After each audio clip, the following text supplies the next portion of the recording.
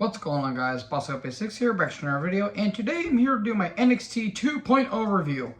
Well, this show certainly happened, and there was a heel turn that we saw coming a mile away. It was clear as day who was going to turn heel. I'm pretty sure that fucking... oh my god. The show wasn't terrible, but again, it was just another NXT episode that I didn't really care about.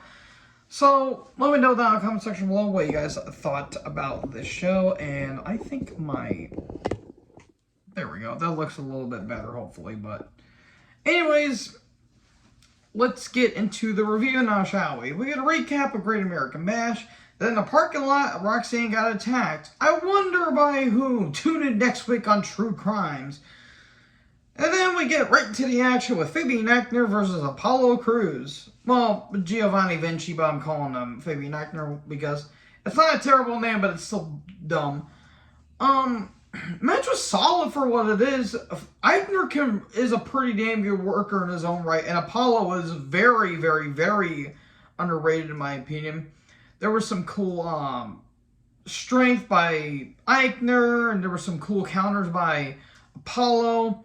And then towards the end of the match, Aichner takes a fan's phone, and then all of a sudden, Zion Quinn interferes, and Aichner gets the win. And he showed like a little replay that Quinn was actually in the stands the entire time. Okay, Zion Quinn and Apollo Crews having a feud. That doesn't sound like a bad idea. And then Cora Jade's backstage. They're wondering, who attacked Roxanne? And Cora says, "I'll be damned if it was me. But if Roxanne can't have that match, then I will gladly challenge for the NXT title or women's title again." Yeah, spoiler alert, she attacked her. It was so blatantly obvious. They telegraphed this shit so much. I'm pretty sure Stevie Wonder saw this shit coming a mile away. Anyways, Stratton is at a nail salon. She talks about how she had her match with Wendy Chu, who wasn't on the show, I don't think. Thank God. There was a couple people that were, and I am so disappointed. Couldn't find the word there for a second. Anyways, Cameron Grimes comes out, and he says, I'm disappointed in myself. I couldn't win the NXT title, and I'm still... hung up on the North America title. He calls himself a loser. He wanted to go to the moon, but he got burnt by the sun. He crashed into the sun. And then Jordan Devlin shows up. Necessary evil is what he calls him. Fitting. Look up Jordan Devlin and you can understand why that's ironic. And he says things. It was really hard to understand what he was saying, considering the Easter Island statue of a face that he calls. And Grimes calls him an asshole, and Jordan attacks him, and okay, cool, we're having a match between these two next week. Diamond's backstage, and they're going over to their match, and Matt says, Matt Damon Kemp says, "I'd love to run that again." And then when they leave, Strong shows up. Why is Strong talking? Don't let Strong talk. I love Roddy. I really do. He doesn't fit in NXT. Either call him up or let him run out his contract.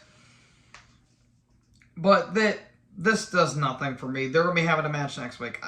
Just don't let Roddy talk. He sounds nasally. I want to give this fucker a tissue every time I hear him. That's coming from me, and I even hate my own voice. God. So yeah, they're having a match next week. Cool. Katana and Caden come down. Waller's backstage, aka what Glenn Hughes would sound like if he was high on helium and not coke in the 80s.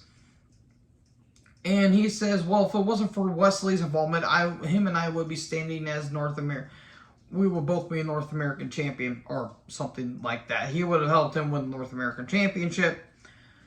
Okay, cool. Perez is in the trainer's room. Then Tatum Paxley, sweet Lord Almighty, Tatum Paxley, took on Caden Carter, but before that match, we get like a little recap of why they're fighting, because of last week when they got into an argument. Ivy Nile arrives at ringside during the match. It wasn't bad. Carter can work. It's just that they don't really give us enough time for them to develop as characters. And in the end, Paxley wins. Felt like it came out of nowhere, but okay, cool. They're having this little feud. And then Vic Joseph was going to talk about how Roxanne Perez is. And then Joe Gacy and the Diet are in the room. They're now called Schism. I'd rather listen to the Tool song than this bullshit. Gacy can work. The Diet, I'm pretty sure it's the grizzled young veterans soon to be victimized because they've been victimized by the NXT product. Okay, cool. Don't care. Then we get footage earlier of Sanga and a couple women backstage, and then of how he cannonballed onto Hudson. And here is Hudson. Hello. And, okay, they're having a match. And then we get, actually, no. Then we get footage of a bar. Brooks Jensen and Fallon Henley. My goodness, the former Tesha Price. Sweet God, you look great tonight. They're there, and here comes Pretty Deadly. They show up in really bad cosplay. This was stupid. Who was this for? Okay, they're having a match next week for the tag titles, the UK tag titles. Hooray, don't care. Sanga took on Duke Hudson. It was a fine kind of big man match. Sanga's over as hell. I'll say that. Hudson can work, but in the end, Sanga wins with a chokeslam. Fair enough. Then Waller, Crawdad, and Stone. I know her name is Crawwell, but I'm calling her Crawdad because it's more funny, and plus I don't give a fuck about the stable because who wants to see Von Wagner on television? Why did he talk? Genuine question, why did Von Wagner talk? He looks confused, and he sounds confused. And then Sikoa is backstage. He says, let's put the gloves on and let's fight. Or take the gloves off and fight. I don't care. Toxic Attraction are backstage. They're getting accused of attacking Roxanne. We would never do that. Turns out they actually didn't do that. My goodness, JC Jane and Gigi Dolan. And also Mandy look really nice too, by the way. And then Solo Sikoa took on Von Wagner. This was a match that happened. Solo is over as hell with the crowd, and Von Wagner is Von Wagner. Therefore, he's just there. Okay, it leads to a count-out. Because why not? And they end up brawling. This won't be the last time we see these two. Hazy Williams are with some women, and they're on the streets, and they go to a party. Okay, then. Anyways, Legend is backstage. She's dribbling a basketball, and she's talking about her match with Indy Hartwell. Legend has some personality and charisma. She'll still need more time to develop in the ring. She's not bad. She she's got to let time develop. And when when the ball rolls over, there's Kaylee Ray's bat. Okay, more on them in a little bit. Chase University is in London. Cool, don't care about this. Lash Legend took on Indy Hartwell. The match itself was fine. There was a pretty bad spot towards the end, though. They were on the top, and Kaylee Ray distracts, or Elba Fire distracts. I'm calling her Kaylee Ray because that's a dumb name. I've heard worse, but it's still dumb. And towards the end of the match, Indy goes for a springboard elbow. She slips off the top and looked like she landed on her hip. That looked pretty bad. I hope Indy's okay because that did look pretty brutal. And then Lash goes to pin her, but then it turns to a roll-up 1, 2, 3. It was kind of awkward, but at the same time they were trying to cover up for the botch. And there you go. Indy looked like she was in pain, but she looked like she was alright. So I hope Indy's okay because that did look pretty bad. It could have been a lot worse, but it still looked pretty bad. And then Kaylee Ray comes down. She attacks Legend, and there you go. We're continuing this feud.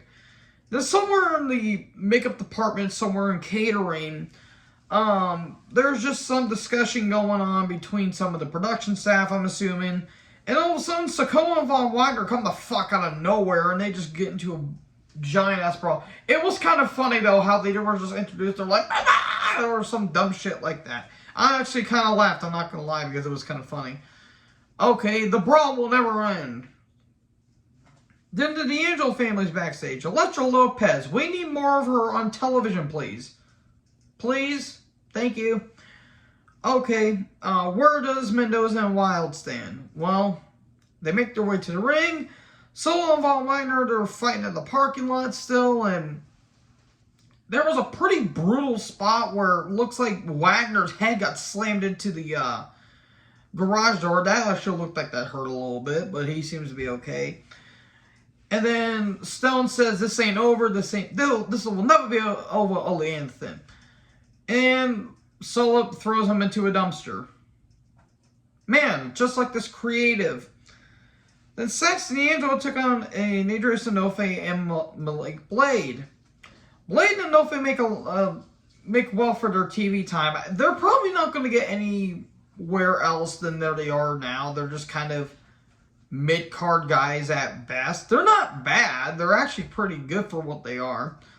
But towards the end, D'Angelo has to forget about it. I don't know if this was pre-taped or not, because I don't know if D'Angelo was still hurt or it wasn't just a major injury and it was just, you know, something minor and he was able to recuperate in a couple weeks. So I don't really know, but if D'Angelo's alright, then I'm good for him. And then Mendoza and Wilde attack, and there you have it. Nikita Lyons backstage. She got a boob job, I noticed, because I don't know if WWE told her to get implants or she did that intentionally, but I see what she was trying to do there. And she's getting accused of attacking Roxanne, and she says, well, I'll be damned if I get accused, and Mandy, if Mandy's won the opponent, she knows where to find me. Okay. And then we got an Axiom video package. It's A-Kid, and he's going to have a mask on. Okay, not the worst thing in the world, but okay, he's debuting next week. Cool. Tux and Traction coming down. JC Jane, my God. JG Dillon, hot damn. And, you know, Mandy does her typical promo, and she says, you know, no one can touch me. No one's going to challenge me because I've beaten everyone. Here comes Cora Jade. She says she'll gladly take the title on a shot. But nope, here comes Roxanne. She shows up. Okay, and she immediately attacks Rose. Roxanne versus Mandy for the women's title. For the amount of time that they gave, they did the best they could. Roxanne, she certainly needs some more time. She's not terrible, and my gosh, she'll look gorgeous, but she will still need a little bit more time to develop. And Mandy is having a career of a lifetime right here. Towards the end, there was a pop rocks on the floor, and Attraction's getting taken out left, right, and center. Jade's encouraging Roxanne, go, go, win the title. Okay, here, I'm going to hit you in the back with my title belt. Okay, and then Mandy hits the knee, 1, 2, 3, and there you go, Mandy wins, and Jade shocks absolutely fucking no one, and turns heel on Roxanne.